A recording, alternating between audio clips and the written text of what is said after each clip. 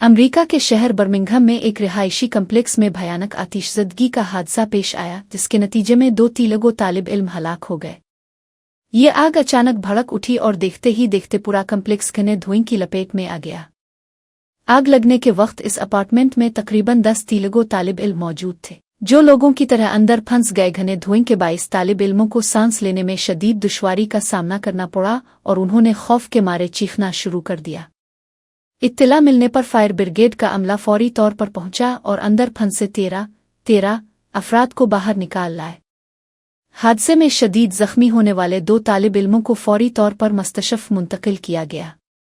ताहम हैदराबाद के इन दोनों तालिब इल्मों ने जख्मों की ताब न लाकर इलाज के दौरान दम तोड़ दिया। हलाक शुदगा में कोकटपली और अडोमोला सिजा रेड्डी शामिल हैं, जो अलबामा यूनिवर्सिटी में ज़ेर तालीम थे। इस सानहे के बाद हिंदुस्तानी कम्युनिटी और अहलखाना में शदीद सोग का माहौल है।